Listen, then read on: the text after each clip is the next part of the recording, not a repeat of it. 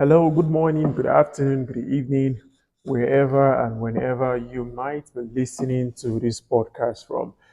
My name is Arise Michael Godfrey. I want to welcome you to this very special podcast on the keys and the laws of academic excellence. I want to welcome you specially. Remember, it's always important. I always start by sharing the vision for this weekly podcast, and I've always maintained that is to help the global student community, of which includes you, to firstly identify and then apply the keys and the laws for academic excellence in order to experience a consistent, excellent academic performance. Very, very important. All we seek to do is to help you identify, all right, if you must be an excellent student, you must identify the laws. All right, having identified these laws, you go ahead by, engaging and by applying them. All right, and I'm yet to see students who identified and, of course, consistently engaged or applied the keys and the laws of academic excellence and yet still an average student. That's impossible. All right. It's very, very, very impossible. I'm yet to find one. All right. So last week I focused our discussion on, helping us understand you know, breaking down the subject of academic excellence or the concept of academic excellence.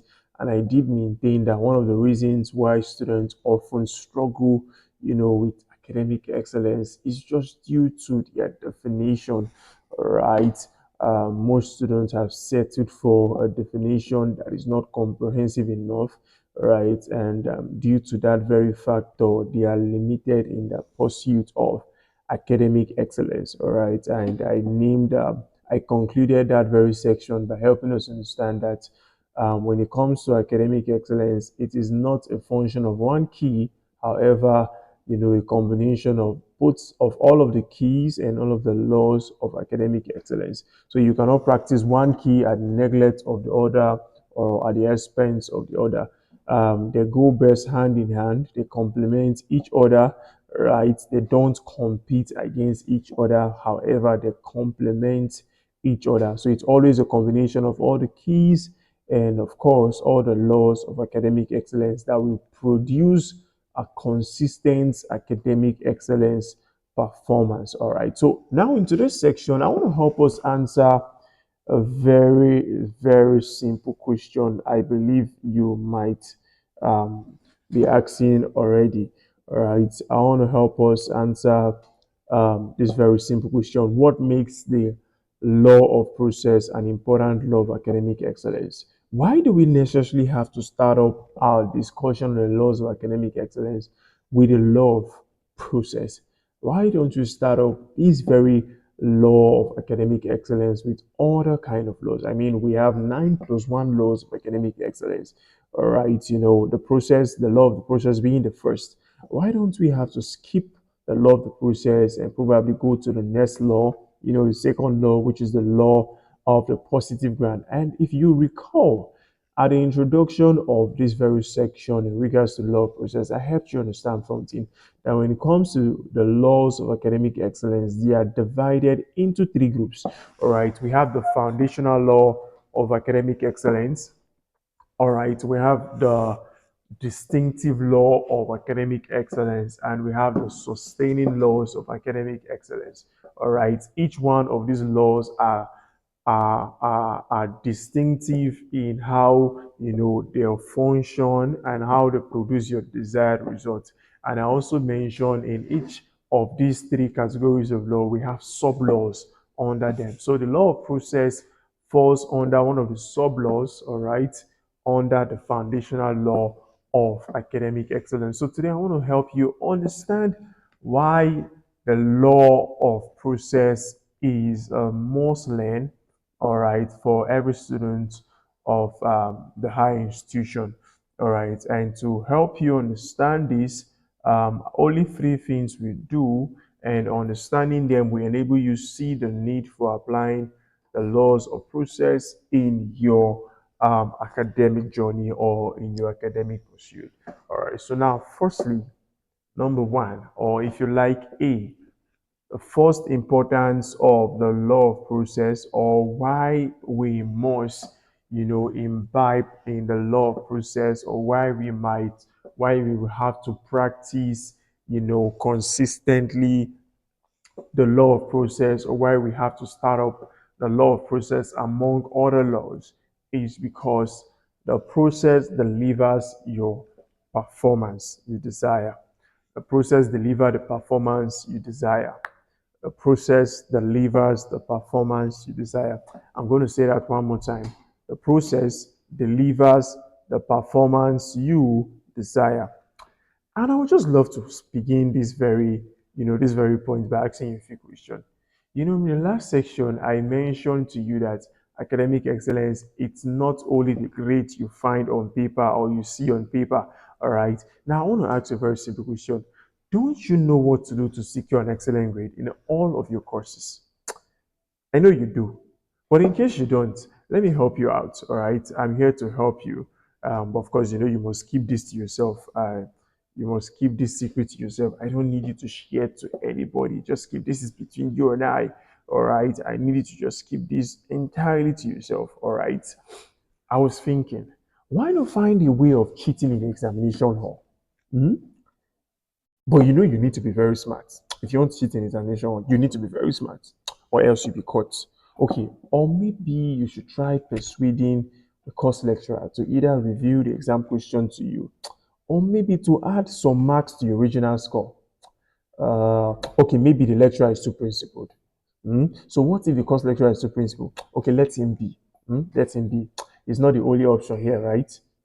You can approach the exam or the record officer. I'm sure he can adjust, a few grades. Or what do you think? You think so, right? Now, let me help you. See, my friend, if you are an average student, if you considered any of those options I've just mentioned, only average students will try to manufacture their performance. Excellent students understand that nothing else can deliver their desired performance other than the process that we have to go through. And no wonder that excellent students will always go right through the process, while average students will always find a way of cutting the process, all right? They walk past the process. They don't want to ever go through, this tedious or even simple path of you know going through what will enable you produce your desired results. Now the process will not just deliver your desired performance, it also does something very profound. You know what it does? It will grace you with capacity to reproduce consistent excellent performance whenever needed. All right, so probably you're a student in year one, year two, year three, or year four. Okay, let's use year three for example. And now you've gone past year one, of course, because you are an excellent student. And what qualified you to be an excellent student? Because you went through the process. You went right through the process of the right through the process that eventually delivers your desired performance to you. If we take you back to year one and we give you a certain course of study and tell you, okay, you did this course while you're in year one, can you still attempt the question around this course? Can you explain this course to your junior students? Can you help them understand this course? Because you've gone right through the process, you are able to reproduce that same performance whenever needed. You are able to pick up that material, just go through it a little bit, and you're able to sit the junior ones and tell them, let me help you understand this very course of study. When you do this, when you study about this, you study about that, you must be an excellent student with regards to this course. Does that help? All right. So the process of climbing the ladder, like I explained to you last time, the process of renewing your mindset, all right, the process of letting go of the four negative mindsets, all right, the process of setting goals, all of those things you are doing, you are taking one step on the ladder of academic excellence. And those are the necessary process you must go through so you can always reproduce your result whenever needed. I can't just overstress this enough. But the process will not just deliver your desired performance, it will also grace you with that capacity to reproduce consistent, excellent performance when needed. Now, I need you to understand that the process of achieving excellent performance is much more important than your grades, the GPA, the CGPA, and the performance itself. Only the process can guarantee that. For example, let me give you an example of our discourse of academic excellence. To be a successful man, generally in life, you must do something you've never done before. All right. And eventually, doing the things you've never done before begins to introduce you to the real you, all right, begins to upgrade you to a higher version of yourself, begins to, take you from a lower level to a higher level in terms of character formation, in terms of mindset, in terms of attitude, and whatever you can think of. Now, at the end of the day, because success is not a journey, all right, because success is not a destination, rather, it's rather a journey. At some point of your walk into the corridors of success, you begin to realize that it was nothing about the materialistic things connected to being successful. It was nothing about the car. It has nothing to do about, the luxuries. It has nothing to do about the Dubai trips, the fun-filled vacation. Has nothing to do about using the latest gadget. Rather, it all has everything to do with the new person you have to be to experience that newness. It all has to do with the new person you have to become in being successful. It then means when you take on the journey of becoming successful as a man, you have to definitely live on or change some certain attitude, some certain character. Do you understand? And as soon as you do that, you begin to reproduce the finest of performance, finest of result. You begin to attract, the most fancy items of life and all of the treasures life can give to anybody. Now, those treasures will not be affiliated to your heart. They won't be at the hem of the things because you know what? If we take away all of those treasures that process of becoming successful brought to you, if we take them away and we still leave you with nothing, within the same condition, it only take a matter of few days, matter of few months, matter of few years, you will still reproduce that same process. Let me not go far. I think yesterday I was surfing the internet and I saw an interview by, one of the richest man on planet Earth, Bill Gates. All right. So the interviewer said, Bill Gates, you're currently worth $138 billion. And Bill Gates said, yes, that's true.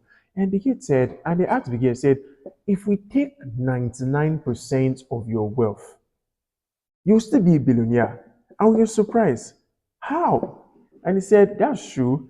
If you take 99% of my wealth, all right, I'll still be a multi-billionaire. In fact, I'll still be around 1 point something billion. And everybody was like, whoa. And now I am thinking what you're thinking. It wasn't about the billions. It wasn't about the dollars. It wasn't about the pounds. It was all about who Bill Gates has to become, who he had to become to attract those things. In the same view, academic excellence is the same thing. You have to be a renewed student. You have to do the things you've never done before. You have to practice, identify, engage the laws and the keys you've never done before. And eventually, when you do, you begin to attract the most excellent kind of performance.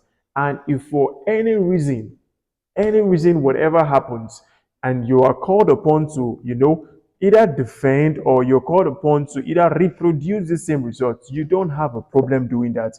You will go all out in reproducing that result. I know of a friend, Caleb. Caleb used to be a coursemate during my time in university.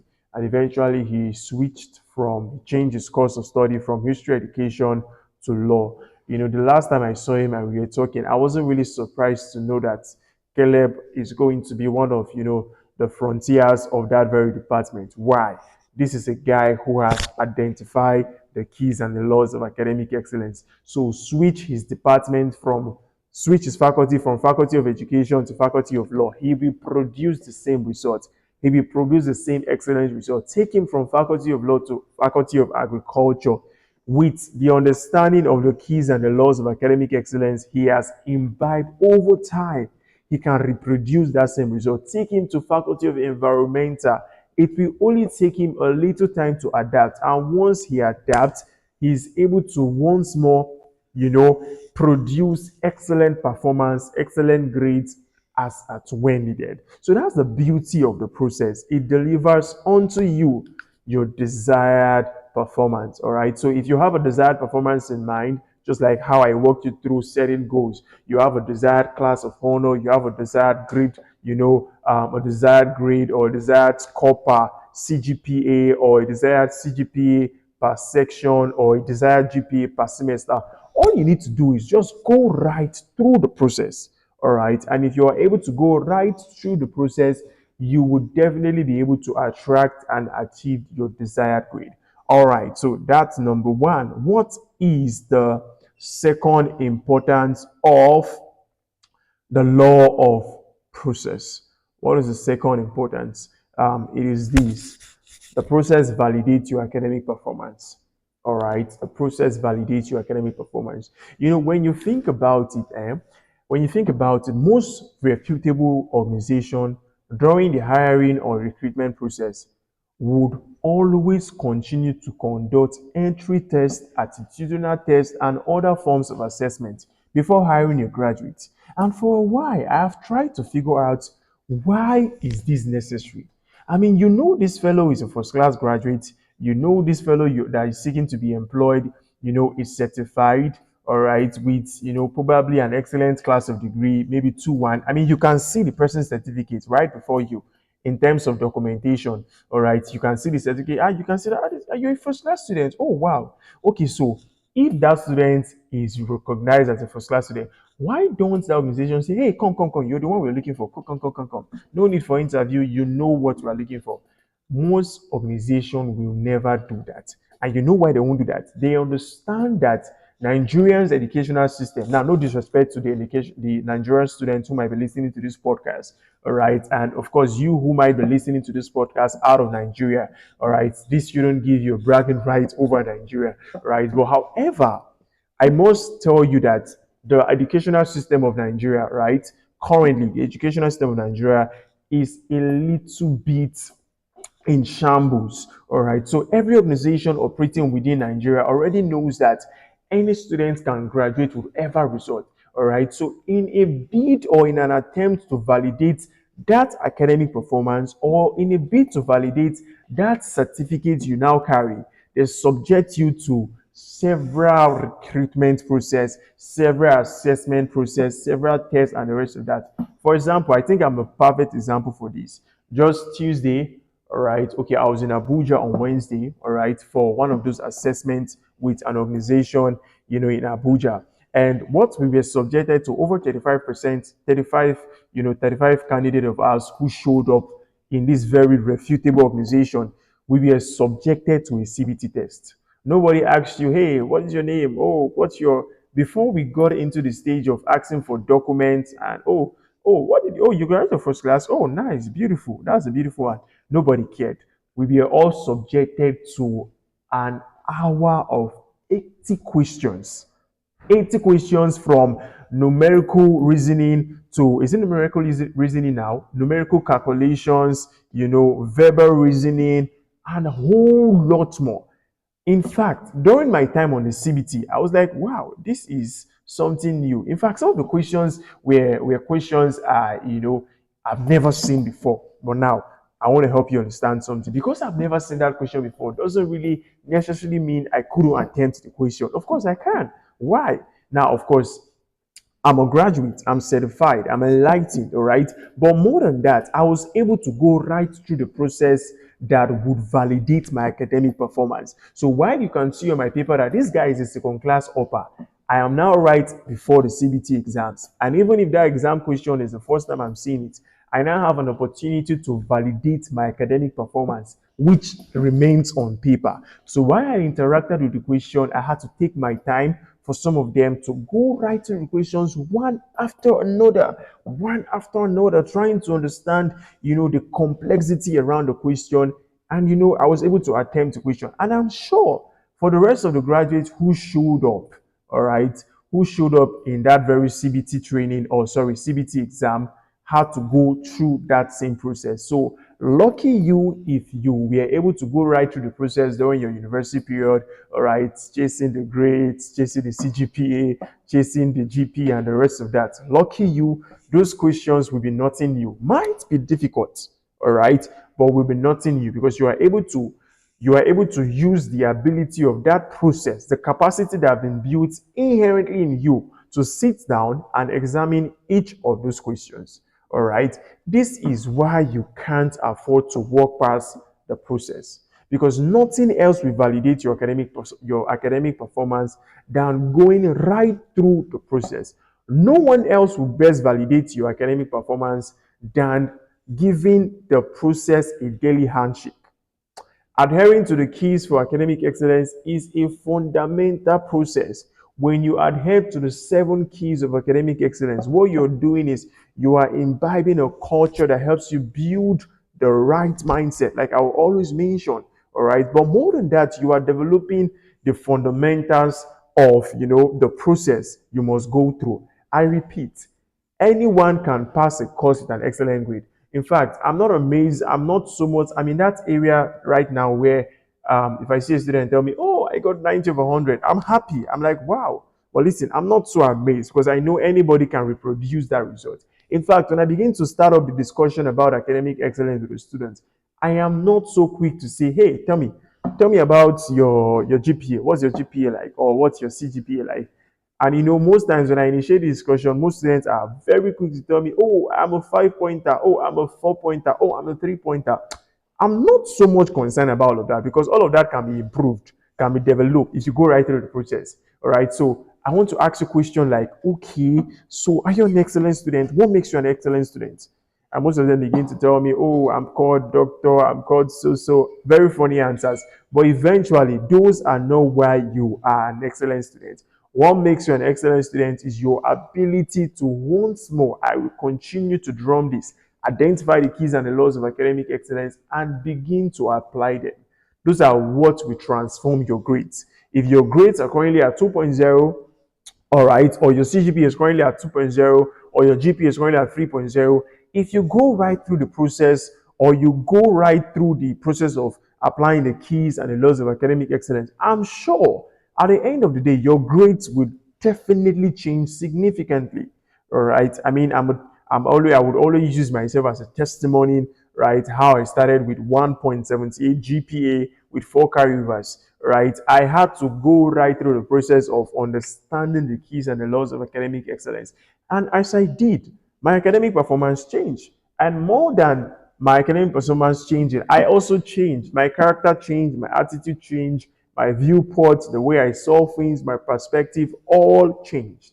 All right. So, your course of study, your excellent grade, or all of that does not always validate the process.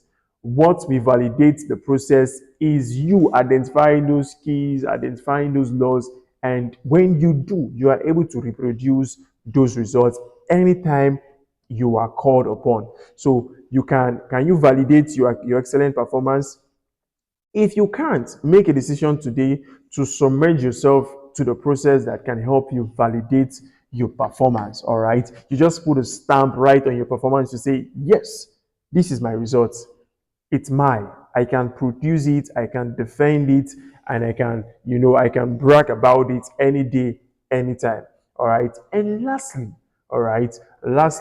why is the law of process so important to a student? Why do we have to talk about the law of process at the beginning of the foundational laws of academic excellence? All right. Lastly, it's because the process matures you for consistent, excellent performance. The process matures you for consistent, excellent performance. You see, when you are consistent with studying, when you're consistent with setting academic goals, when you're consistent with managing your time effectively, when you're consistent with maintaining the right association, when you're consistent with prioritizing your health, all right, you're consistent with taking your continuous assessment serious, all right, you're consistent with applying the other keys and the laws of academic excellence, you are doing just one thing. Just one thing. You know what you're doing? You are going through a maturation process that will form in you habits of an excellent student. And once those habits of an excellent student are formed inward, there would always be an outward expression. All right. What is this outward expression? It is a consistent, excellent academic performance. And that is only possible when you go right through the process. All right. Only possible when you go right through the process. So, number one, the laws of the process or the law of process will deliver the performance you desire. All right. Number two, the process will validate your academic performance. And thirdly, it will mature you up for consistent, excellent performance. You know why we dread certain courses? We dread them because we haven't found the keys that allows us to master that very course. All right. And when we don't do it, I hope you know all your academic level are interconnected. The things you are taught in 100 level are most likely the things you're going to be taught in 200 level. All right. There's no significant difference. All right. It's just going to be expanded in terms of scope. All right. So if probably you are a history student, all right, maybe you studied Nigeria from 1900 to 1960. When you go on to 200 level, you're not going to be looking at Nigeria from 1960 to probably 2000. It's the same course. What might be changing is the scope. So if you've identified the keys and the laws of academic excellence and you were able to understand that very course, understanding the course and producing an excellent performance in 200 level will not be difficult. Why? You already found out the keys in the 100 level. Now, your 300 level and your 400 level most times are connected.